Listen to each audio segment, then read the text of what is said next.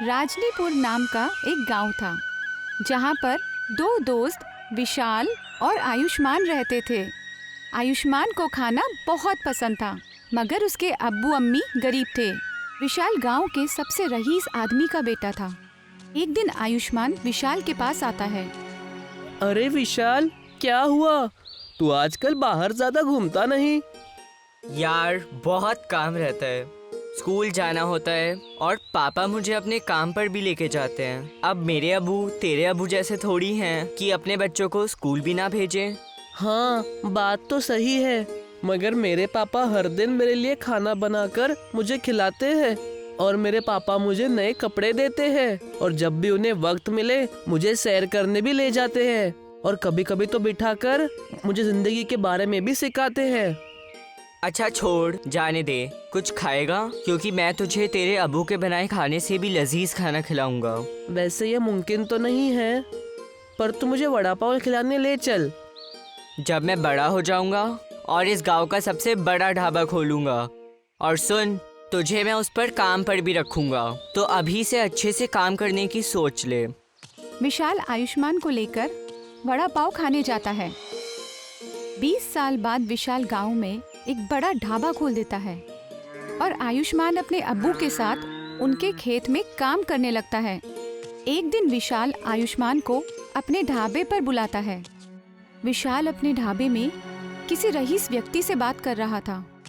तभी ढाबे के अंदर आयुष्मान आ जाता है। विशाल, बाहर जा। मगर बाहर जा, बाद में आना। आयुष्मान ढाबे से बाहर आ जाता है। थोड़ी देर बाद वो आदमी ढाबे से चला जाता है और विशाल आयुष्मान को ढाबे में बुलाता है। आओ आओ आयुष्मान। अरे यार, जब मैं बड़े लोगों से बात कर रहा हूँ तब तुम अंदर क्यों आ जाते हो? क्योंकि मुझे लगा कि मैं तुम्हारा दोस्त हूँ, मगर तुमने मेरी दोस्ती की इज्जत नहीं रखी और मुझे बेइज्जत किया। अच्छा देख आयुष्मान, बचपन में तुझ पर रहम कर कर तुझे मैंने बहुत खिलाया है। अब एक मेहरबानी तुझ पर और कर रहा हूँ। खेती छोड़ अपने पापा की और यहाँ आजा काम करने के लिए। नहीं, मैं जहाँ हूँ वही ठीक हूँ और खुश हूँ। खुश? तू खुद को देखता है या नहीं? यहाँ का सबसे अमीर इंसान मैं हूँ आयुष्मान। मेहरबानी कर रहा हूँ तुझ पर, आजा। क्या मेहरबानी मेहरबानी लगा रखा है? तू मुझे अपना दोस्त लगता था, इसलिए तेरे मेहरबानी को मैं दोस्ती समझता था। तू मेरा दोस्त नहीं है, गरीब कहीं के। तुम्हारे जैसे लोगों को मैं अपने साथ खड़ा ना रखूं। जाओ, निकलो, दफा हो जाओ यहाँ से। आयुष्मान ढाबे से निकल जाता है और अपने अब्बू के पास उनके खेत में जाने लगता है। जैसे ही वो अपने खेत में पहुंचता है, वो देखता है कि उसके अब्बू के सिर पर बादल मंडरा रहा है।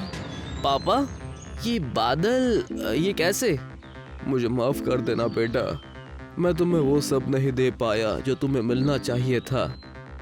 ये बादल हमारे पूर्वजों की देन है जो खानदान दर खानदान चली आ रही है, पर अब वो वक्त आ गया है कि ये ताकत मैं तुम्हें सिखाऊं। पर इसके लिए मुझे यहाँ से जाना होगा। पापा, मैं कुछ समझा नहीं। बेटा, हमारा खानदान अनोखा है। हमारे पास बादलों को अपने काबू में करने की ताकत है, पर ये जादुई ताकत एक बाप अपने बेटे को देता है और फिर गायब हो जाता है। नहीं पापा, मैं नहीं चाहता कि आप कहीं जाओ। मैं जैसा हूँ वैसा ही खुश हूँ। मुझे ये जादू नहीं चाहिए। हिम्मत रखना बेटा, और याद रखना, अगर कोई तुम्हारी बेइज्जती करे तो उस पर कभी गुस्सा या फिर वापस इज्जत पाने की कोशिश मत करना, क्योंकि उनकी बेइज्जती तुम्हारी कीमत नहीं बताता, बल्कि उनके किरदार को दिखाता है। इतना कहकर आयुष्मान के अब्बू वहाँ से गायब हो जाते हैं। अचानक से आयुष्मान के गले में एक सोने की चेन आ जाती है जिस पर सूरज बना हुआ था। पापा, नहीं पापा! आयुष्मान के इर्द गिर्द बादलों का घेरा आ जाता है। वो एक बादल पर खड़ा हो जाता है जो उसके पैरों के पास ही था। बादल उसे आसमान में लेकर जाते हैं। उसे दूर दूर तक सिर्फ बादल ही दिखते हैं। मैं अपने पापा की दी हुई ताकत का पूरा इस्तेमाल करूंगा और इन बादलों में एक ढाबा खोलूंगा। अगले दिन आयुष्मान बादलों का इस्तेमाल करके एक नया ढाबा बना लेता है और जमीन पर बादलों को जमा कर लेता है। आयुष्मान नीचे बादलों के पास खड़ा था, तभी एक आदमी वहाँ आता है। ये क्या है? ये बादल है। इस पर अगर आप चढ़ जाओ तो मैं आपको बादलों के ढाबे पर ले जाऊंगा। बादलों का ढाबा? यानी बादलों के ऊपर ढाबा? जी हाँ, आप बस मुझ पर यकीन कीजिए और इस बादल पर चढ़ जाइए। फिर मैं आपको अपना ढाबा दिखाऊंगा, जहाँ एक खानसमा है जो लजीज खाना बनाकर आपको खिलाएगा। वो आदमी बादल पर खड़ा हो जाता है और बादल उसे ऊपर ले जाता है। जैसे ही वो बादल पर ढाबा देखता है, वो कहता है, अरे यहाँ तो सच में ढाबा है और वो भी बादलों से भरा हुआ। वहाँ आयुष्मान ने एक शांतनु नाम के महाराज को रखा था, जो खाना बनाता था। शांतनु विशाल का बहुत अच्छा दोस्त था, मगर ये बात उसने छुपा कर रखी थी। आपको कहाँ जाना है? मैं तो दूसरे कस्बे में जमानपुर ही जा रहा हूँ। ठीक है, आपको ये बादल आपकी मंजिल तक पहुँचा देगा। सच में? अगर ऐसा है तो मैं हमेशा यहीं पर खाना खाने आऊंगा और आराम से अपने घर और काम पर जाया करूंगा।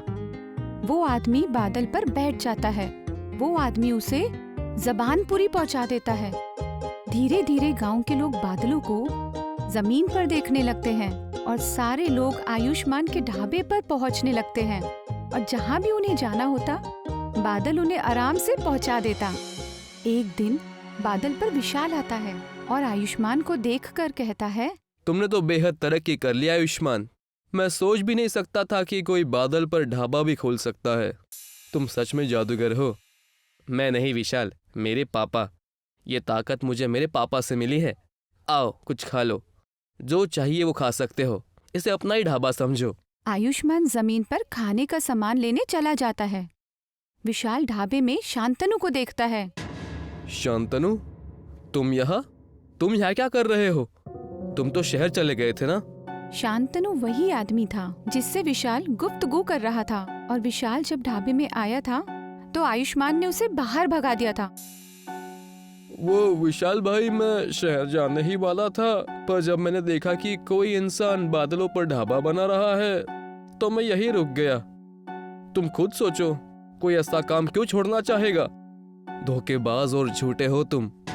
मैं झूठा हूँ? तुम भी कोई अच्छा इंसान नहीं हो। कौन दोस्त अपने दोस्त की इज्जत की धज्जियां उड़ाता है? ये सब छोड़ो विशाल, लेकिन मैं कहता हूँ कि हमें यह ढाबा हथियाना चाहिए। मुझे पता है कि उसे बादलों की ताकत किस चीज से मिलती है। क्या कहते हो? तुम्हारा ढाबा चलाने का तजुर्बा और मेरे हाथ का खाना दोनों ही पूरी दुनिया में मशहूर हो जाएंगे। विशाल थोड़ी देर सोचता है। क्यों नहीं, मुझसे अच्छा कोई ढाबा चला सकता है क्या? बस बताओ हमें करना क्या है। बादलों को चलाने के लिए उसके गले में जो चेन है उसकी जरूरत पड़ती है। हमें बस उसे चुराना है। मैं बताता हूँ कैसे। शांतनु विशाल को सारे मसले बताता है। रात होती है। शांतनु और विशाल आयुष्मान के घर पहुँचते हैं। तुम दोनों यहाँ क्या कर रहे हो? विशाल आयुष्मान से कहता है, ये देख, आज मैं अपने गाय का पाक दूध लाया हूँ। तेरे घर में ग्लास तो होगा ना ये दूध पीने के लिए? ला, मैं ग्लास में लेकर आता हूँ। नहीं, तू बैठ, मैं लेकर आता हूँ। विशाल रसोई में जाकर 3 गिलासों में दूध लेकर आता है। पहला गिलास वो आयुष्मान को दे देता है और बाकी 2 में से एक शांतनु को और दूसरा अपने लिए रख लेता है। जैसे ही आयुष्मान दूध पीता है, वो बेहोश हो जाता है। उसे बेहोश देखकर शांतनु कहता है, वाह, देखा विशाल, हमारी तरकीब काम कर गई। अब मैं इसकी चेन निकाल लेता हूँ। शांतनु उसकी चेन निकाल लेता है और बाहर आ जाता है। वो उस चेन को खुद पहन लेता है और आसमान की ओर देखकर अपना हाथ ऊपर उठाता है। तभी कुछ बादल उसकी ओर आने लगते हैं।